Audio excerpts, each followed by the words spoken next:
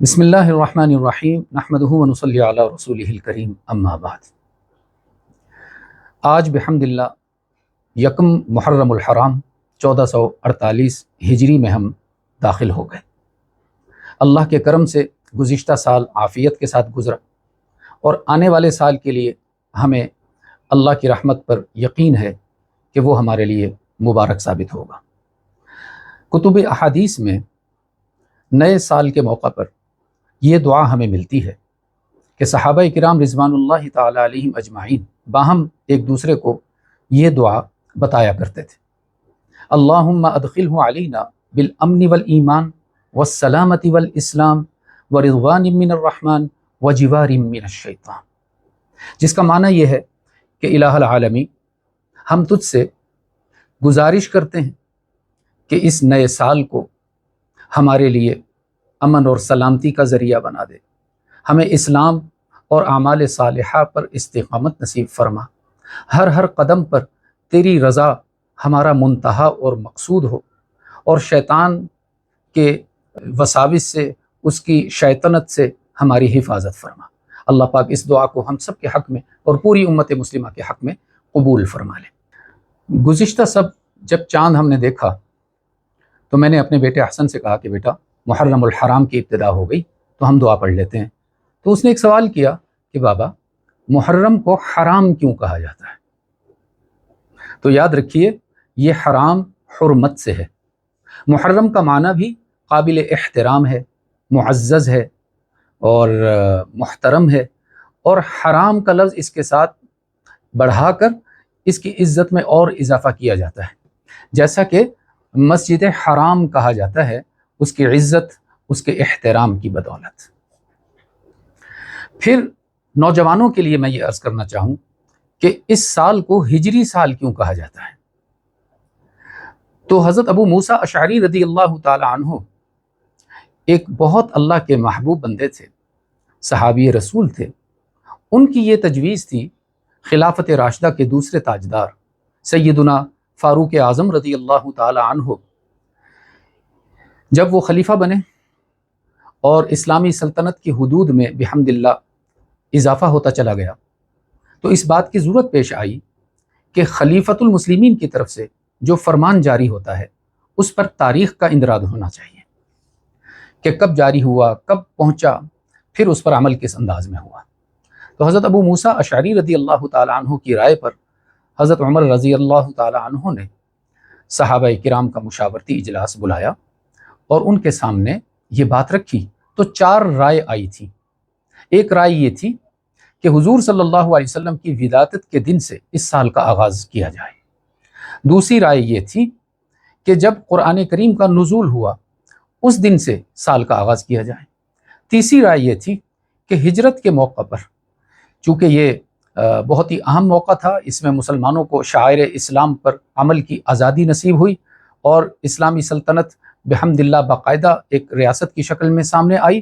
تو اس رائے کو حضرت عمر رضی اللہ تعالی عنہ نے بہت پسند فرمایا اور صحابہ کرام نے مل کر یہ طے کر لیا کہ ہم ہجری سال کا آغاز، قمری سال کا آغاز ہجرت کی دن سے کیا کریں گے، چنانچہ اس کو ہجری سال بھی کہا جاتا ہے۔ عام طور پر ایک غلط فہمی یہ ہے کہ جو شمسی سال ہوتا ہے، یعنی جنوری، فروری، مارچ، اپریل، مئی، اس کو لوگ غیر اسلامی سال کہتے ہیں، اور یہ جو قمری سال ہوتا ہے محرم، صفر، ربیع الاول، ربیع الثانی، اس کو اسلامی سال کہتے ہیں۔ تو یہ اسلامی اور غیر اسلامی یہ کوئی اقسام نہیں ہے، شمسی اور قمری کہا جاتا ہے۔ شمسی سال جس کا آغاز حضرت عیسیٰ علیہ السلام کی ولادت سے ہوا تھا، اور قمری سال وہ ہجرت کی سال سے اس کی ابتدا ہوئی تھی۔ عزیزان گرامی، محرم الحرام یہ ان 4 مہینوں میں سے ہے جن کو رب العزت نے بہت زیادہ محترم بنایا ہے۔ قرآن کریم میں حق تعالیٰ کا ارشاد ہے، ان عدۃ الشہور عند اللہ 12 شہرا فی کتاب اللہ یوم خلق السماوات والارض منها 4 حرم، کہ اللہ رب العزت نے تخلیق کائنات سے پہلے ہی یہ فیصلہ فرما لیا تھا کہ قمری سال کے 4 مہینوں کو عزت اور احترام دیا جائے گا، اور حدیث پاک میں ان 4 مہینوں کی تفصیل بیان کی گئی ہے۔ ان میں ایک مہینہ رجب ہے، ایک ذوالقعد ہے، ایک ذوالحج ہے اور ایک محرم الحرام ہے۔ پھر امام حسن بصری رحمۃ اللہ تعالی علیہ کے نزدیک ان 4 مہینوں میں بھی سب سے افضل مہینہ وہ یہی محرم الحرام ہے۔ اس کی افضلیت کی 2 وجوہات ہم سامنے رکھتے ہیں۔ ایک نوعیت اس کی قبل از اسلام کی ہے اور ایک نوعیت بعد از اسلام کی ہے۔ اسلام سے قبل حضرت ابراہیم علیہ السلام کے زمانے سے محرم الحرام کو فضیلت حاصل تھی ان 4 مہینوں کے ساتھ، اور بعض اگرچہ کمزور روایات ہیں تاہم کتابوں میں موجود ہیں کہ اسی محرم کے مہینہ میں پہلی بارش نازل ہوئی، اسی محرم کے مہینہ میں حضرت آدم علیہ السلام کی توبہ قبول ہوئی، حضرت نوح علیہ السلام کی کشتی جودی پہاڑ پر ساحل بکنار ہوئی، حضرت یونس علیہ السلام کو مچھلی کے پیٹ سے نجات ملی، حضرت یوسف علیہ السلام کو جیل کی خلوتوں سے آزادی مل گئی، حضرت موسیٰ علیہ السلام کو اور ان کی قوم کو، خیر یہ بات مضبوط ہے، حضرت موسیٰ علیہ السلام اور بنی اسرائیل کو اللہ نے فرعون کے مظالم سے نجات عطا فرمائی، اور یہی محرم کا مہینہ تھا جس میں فرعون غرق ہوا۔ تو یہ تو قبل از اسلام اس کے فضائل ہیں، تو ظاہر ہے کہ یہ باتیں اگرچہ بہت زیادہ مضبوط نہیں ہیں لیکن بہرحال کتب میں موجود ہیں، تو میں نے سوچا آپ کے سامنے عرض کر دوں۔ اور بعد از اسلام محرم الحرام، اس کے کریڈٹ پر بہت سارے واقعات ہیں جن پر انشاءاللہ ہم آہستہ آہستہ بات کریں گے، جیسا کہ حضرت عمر رضی اللہ تعالی عنہ کی شہادت اور نواسہ رسول جگر گوشہ بطول سیدنا حسین ابن علی رضی اللہ تعالی عنہما کی کربلا میں مظلومانہ انداز میں شہادت۔ عزیز ساتھیو، حضور اکرم صلی اللہ علیہ وسلم جب ہجرت فرما کر مدینہ منورہ تشریف لائے تو وہاں دیکھا گیا کہ یہود مدینہ ماہ محرم کی 10 تاریخ کو روزہ رکھتے ہیں۔ جب ان سے پوچھا گیا کہ تم اس تاریخ کو روزہ کیوں رکھتے ہو، تو انہوں نے عرض کیا کہ یہی وہ تاریخ ہے جب ہمارے نبی حضرت موسیٰ علیہ السلام کو اللہ نے فرعون کے مظالم سے نجات عطا فرمائی تھی، اور یہی وہ تاریخ ہے کہ جس روز فرعون کو سمندر میں غرق کیا گیا تھا۔ اس لیے ہم اس دن کی یاد میں روزہ رکھتے ہیں، اللہ کا شکر ادا کرتے ہیں، جس پر حضور اکرم صلی اللہ علیہ وسلم نے فرمایا، ارے تم کیا موسیٰ کے متبع ہو اور کیا ان سے محبت کے دعوے دار ہو؟ موسیٰ تو ہمارے بھائی ہیں، ہم ازروع محبت ان سے زیادہ قریب ہیں۔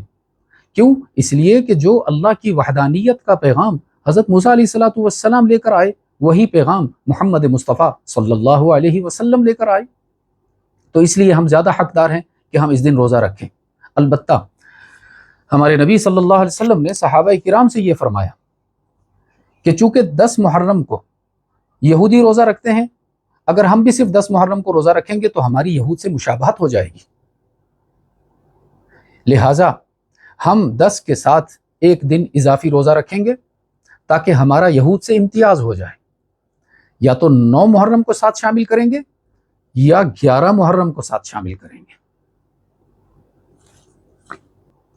چنانچہ حضور اکرم صلی اللہ علیہ وسلم نے بھی یہ 2 روزے رکھے، صحابہ کرام نے بھی یہ 2 روزے رکھے، اور عجیب بات دیکھیے، اللہ کو یہ اتنا پسند آیا کہ اللہ نے یہ روزے فرض کر دیے تھے مسلمانوں پر۔ بعد ازاں جب اللہ کی طرف سے رمضان المبارک کے روزے فرض کیے گئے تو اللہ نے ان کی فرضیت ختم فرما دی، اب یہ استحباب کے درجے میں ہیں، رکھ لیں، بہت اجر ہے۔ ایک حدیث پاک میں ہے، آپ صلی اللہ علیہ وسلم نے فرمایا کہ جو عاشورہ کا روزہ رکھے گا اس کے گزشتہ سال کے تمام گناہوں کو اللہ معاف فرما دیں گے۔ اب سوال یہ ہے کہ ہمیں اس موقع پر کیا کرنا چاہیے؟ تو سب سے پہلی بات تو یہ ہے کہ ہمیں گزشتہ سال کی تمام کوتاہیوں پر، خطاؤں پر، نافرمانیوں پر، بدعملیوں پر اللہ کے حضور توبہ کرنی چاہیے۔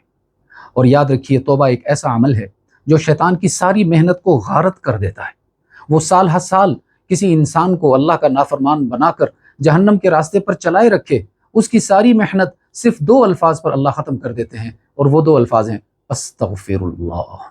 دوسرا کام ہم نے یہ کرنا ہے کہ آنے والے سال کے لیے اللہ سے برکت کا سوال کرنا ہے، رحمت کا تقاضا کرنا ہے، دعا کرنی ہے کہ اللہ ہمیں، ہماری اولادوں کو، ہماری نسلوں کو بھی